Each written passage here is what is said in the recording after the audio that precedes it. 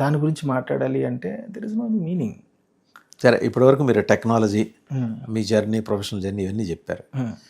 So since now you're more into politics, you're close to the government quarters కూడా కాబట్టి, అంటే political హెడ్స్కి దగ్గరగా ఉన్నారు. అవును. రైల్వే కోడూరు భాస్కర్ ఎందుకు మిస్ అయ్యారు? రైల్వే కోడూరు భాస్కర్ మిస్ అవ్వడానికి సెవరల్ రీజన్స్. ఫస్ట్ రీజన్ వచ్చేసి మీడియా. మీడియా మీద మండేసేస్తున్నారా? లేదు, నేను చెప్పేది ఏంటంటే మీడియా ఎప్పుడు కూడా మీడియాకి ఇచ్చినటువంటి స్వేచ్ఛని దుర్వినియోగపరచుకోవడం అంటారు కదా, మిస్యూజ్. ఎలా అంటే అభియోగం వేయడం చాలా ఈజీ, దాన్ని మనం నిరూపించుకోవడానికి మన లైఫ్ టైం సరిపోదు.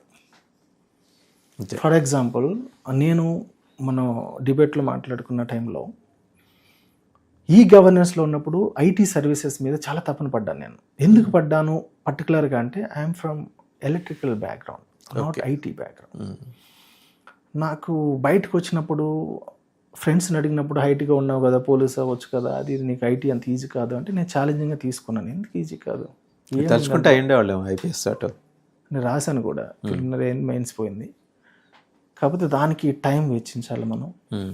ఆ డిస్టర్బెన్సెస్ ఏమీ ఉండకూడదు ఫ్యామిలీ సైడ్ నుంచి కదా, ఏమైనా ఫ్రీ హ్యాండ్ ఉండాలి, చేయవచ్చు. అదేం పెద్ద it's not a big rocket science. ఆ సిచ్యువేషన్స్లో నేను ఫేస్ చేసింది చాలా ఉన్నాయి.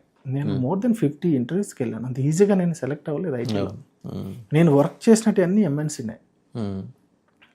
సో అందులో భాగంగా నాకు చాలా ఎక్స్పీరియన్సెస్ వచ్చాయి. అప్పుడు నాకు అనిపించింది, ఒక విలేజ్ బ్యాక్గ్రౌండ్ నుంచి వస్తే ఎంత స్ట్రగుల్ అవుతాం, ఐటీలో అంత ఈజీ కాదు. మనం ఎడ్యుకేషన్ పాయింట్ ఆఫ్ వ్యూలో బాగానే ఉన్నాం, కమ్యూనికేషన్ స్కిల్స్, గ్రూప్ డిస్కషన్స్, ఇవన్నీ కూడా మనం బ్యాలెన్స్ చేయగలగాలి.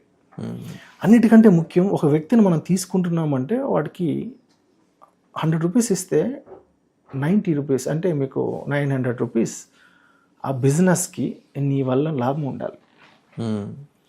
సో అలాగా నువ్వు కాన్ఫిడెంట్ లెవెల్ బిల్డ్ చేయగలగాలి.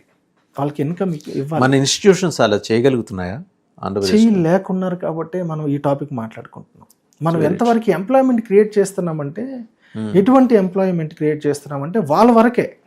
ఇప్పుడు నేను జాబ్ చేస్తున్నాను, గ్రామ వాలంటరీ వ్యవస్థ కావచ్చు, లేకపోతే ఇంకొకటి కావచ్చు, ఎక్స్ఎక్స్ఎక్స్ ఒక 4,000 5,000 వస్తుంది. రేపు ఉదయాన్నే గవర్నమెంట్ మారుతుంది, ఆ జాబ్స్ పోతాయి. నీ ఎక్స్పీరియన్స్ ఎక్కడ యూజ్ చేసుకోవాలి? Where you're apply your experience. So అది మీడియా దగ్గర వచ్చి ఆగారు మీరు. మీడియా రైల్వే కోడూరులో మిమ్మల్ని హ్యాంపర్ చేసింది మీ prospects. Could you please elaborate అండి? మీడియా పాయింట్ ఆఫ్ వ్యూలో నన్ను ఈ గవర్నెన్స్ హెడ్గా ఉన్నప్పుడు నేను సీఎంలతో అందరిని కలవడం part of my profession. That I was with షూట్తోనే ఉన్నాను. దాన్ని ఫొటోస్ని మార్చే క్రమంలో ఒక వ్యక్తిని మార్చాలంటే వేరే దొరకలేదు వాళ్ళకి. దొరికి డైరెక్ట్గా నేను జగన్కి ఫ్రెండ్ అని, మిథున్కి ఫ్రెండ్ అని ఇలాగా క్రియేట్ చేశారు. అంటే వాళ్ళకి తెలుసు నేను I'm not a covert, I'm not a part of any party before Janasena. అసలు చెప్పాలంటే జనసేనకి వచ్చిన వాళ్ళలో టీడీపీ నుంచి వచ్చిన వాళ్ళు, వైఎస్ఆర్సీపీ నుంచి వచ్చిన వాళ్ళు ఎక్కువ ఉన్నారు. So there is no any meaning. నేను పార్టీ జెండా మోయలేదు, ఏం చేయలేదు. కానీ వీళ్ళు ఏం చేశారంటే ఫేక్ సర్క్యులేషన్ చేశారు. నాకు ఇచ్చినటువంటి టికెట్ ఎవరు ఇచ్చారు? మా బాస్ ఇచ్చారు. ఆయన ఇచ్చినప్పుడు, పవన్ కళ్యాణ్ గారు ఇచ్చినప్పుడు ఎవరెన్ని చెప్తే నాకేంటి అనుకుంటాను కదా. సో అక్కడ ఎక్స్పీరియన్స్ అనేది నాకు ఫెయిల్ అయ్యాను.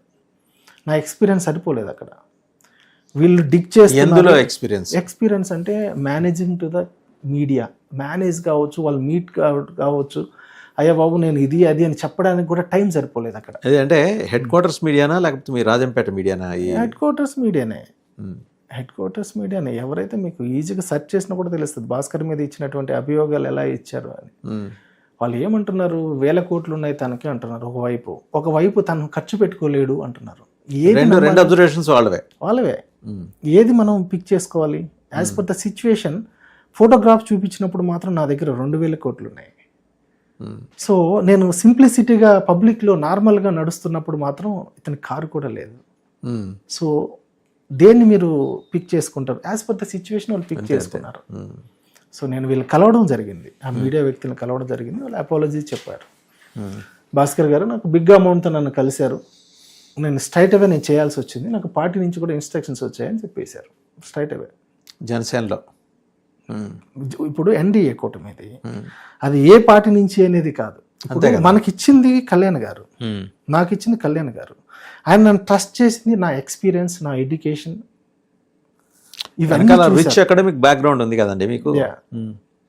ఇవన్నీ పైగా నేను ఏ పార్టీకి సంబంధించిన వ్యక్తిని కాదు, డైరెక్ట్గా ల్యాండింగ్ టు ద పార్టీ డైరెక్ట్గా, అంటే ఏ డ్రాప్ అంటారు.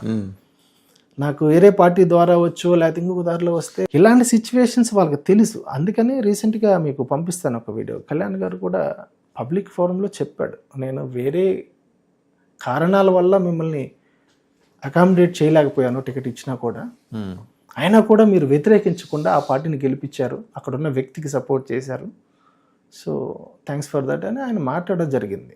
రైల్వే కోడ్ నుంచి ఆయన పేరు అరవ శ్రీధర్. అవును. ఓకే, అది కూటమి దీంట్లో భాగంగా అడ్జస్ట్మెంట్స్లో భాగంగా వెళ్ళింది. సో చూద్దాం అక్కడ ఉన్నటువంటి పబ్లిక్ తను అట్లాగే. ఈ మధ్యకాలంలో మరి ఎప్పుడు మీరు మాట్లాడటం జరగలేదు అంటే? ఆఫ్ కోర్స్ ఎలక్షన్స్ అంటే ఇంకొక 3 ఏళ్ళు 4 ఏళ్ళు వేసుకోండి. అవును. ఈ మధ్యకాలంలో మీరేమి కళ్యాణ్ గారిన 5-6 టైమ్స్ కలిశాను నేను. కలిసిన ప్రతిసారి ఇద్దరికి అండర్స్టాండింగ్ ఉంది.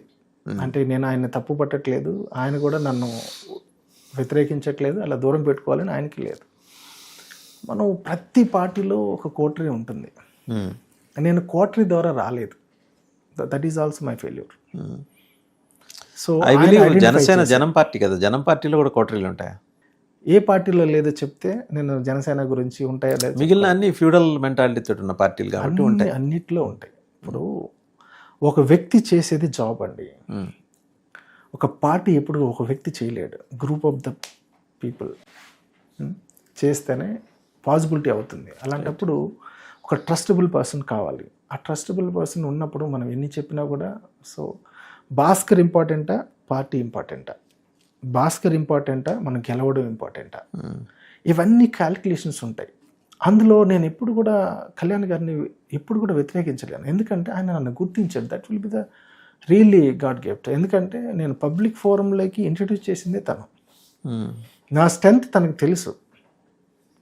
అక్కడ సిచ్యువేషన్స్లో ఆ టయానికి కొన్ని ప్రభావాల వల్ల పెద్ద పెద్ద తలలన్నీ. డిడ్ యు ఎవర్ రిగ్రెట్, అరే ఎమ్మెల్యే ఇది ఒక పదవి అనేది త్రుటిలో మనం మిస్ అయ్యామని చెప్పి ఎప్పుడైనా రిగ్రెట్స్ ఉన్నాయి? ఎందుకు ఉండదండి, మనం హ్యూమన్స్, డెఫినెట్లీ ఉంటుంది. దానివల్ల స్ట్రగుల్స్ చాలా ఉన్నాయి కదా. రానప్పుడు నేను మోర్ దెన్ 2000 ఎంప్లాయీస్కో లేకపోతే స్టూడెంట్స్కో ఇఫ్ యూ కన్సోలిడేట్ నేను హెల్ప్ చేయగలిగాను. ఎందుకంటే through CSR. When I was there with the big organisation, they have lakhs of crores. అందులో 2% మనం స్పెండ్ చేయాలి పబ్లిక్. అవును, CSR ఉంటుంది. CSR ఆ ఏరియాస్లో నేను హెడ్గా ఉన్నప్పుడు కూడా నాకు ఈజీ యాక్సెస్.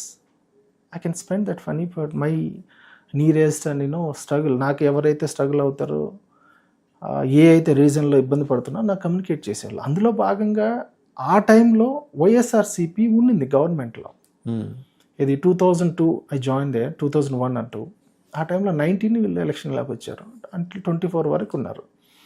నేను గవర్నమెంట్ సర్వీసెస్లో పనిచేసేటప్పుడు నేను ఇంకొక వ్యక్తిని ఎలా కలుస్తాను? ఆ గవర్నమెంట్స్తోనే నేను వర్క్ చేస్తారు. అది సింపుల్ లాజిక్. అది if you think about technical process. మీ మీద వీళ్ళు చేసిన అభియోగం ఏంటి? అభియోగం ఏముంది, ఈయన వైఎస్ఆర్సీపీతో చాలా క్లోజ్గా ఉన్నారు, జగన్మోహన్ రెడ్డి పంపించాడు, ఏదో ఈ ఫోటో చూడండి. నేను ఇంకా ఆశ్చర్యం ఏంటంటే నేను కేటీఆర్ గారిని కలిశాను, సబితా రెడ్డి గారిని కలిశాను, చాలా పార్టీలతో సంబంధాలు ఉండాలి. ఎందుకు ఉండవు? ఈ గవర్నెన్స్లో ఉన్నప్పుడు ప్రతి ఒక్కరితో కలవాలి. నేననేది సంబంధాలు కాదు, చాలా పార్టీలు సభ్యత్వాలు కూడా ఉండాలి. మీకు సభ్యత్వాలు లేవు కదా. సభ్యత్వం అంటే వాళ్ళ లెక్క ప్రకారం గాట్ ఇట్. సో సభ్యత్వాలు అంటే ఒక విషయం కూడా వాళ్ళు క్లియర్గా చేస్తారు. మీకు ఒక ఛాన్స్ ఉంది, ఇప్పుడు తెలంగాణ వస్తే మీరు బీఆర్ఎస్ నుంచి కంటెస్ట్ చేయొచ్చు. సో మనం పోటీ చేయడం కంటే కూడా మన ప్రాంతానికి మంచి చేయాలనే ఒక ఆశ ఉందండి. పొలిటికల్ సిస్టంలోకి వెళ్ళడం అంటే ఏదో ఒక విధంగా వెళ్ళొచ్చు. నా గోల్ అలా లేదు. నేను పుట్టిన ఊరికి, నా ప్రాంతానికి నేను చేయాలనుకుంటా కదా, నా అనుకున్న వాళ్ళకి. సో అది చేయలేనప్పుడు ఎక్కడో ఉండి ఏం చేసినా కూడా దెర్ ఇస్ నో మీనింగ్ అనిపించింది నాకు అయితే. మనం ఎండ్ ఆఫ్ ద డే ఇండియాకి సర్వ్ చేయాలనుకుంటే దే హ్యావ్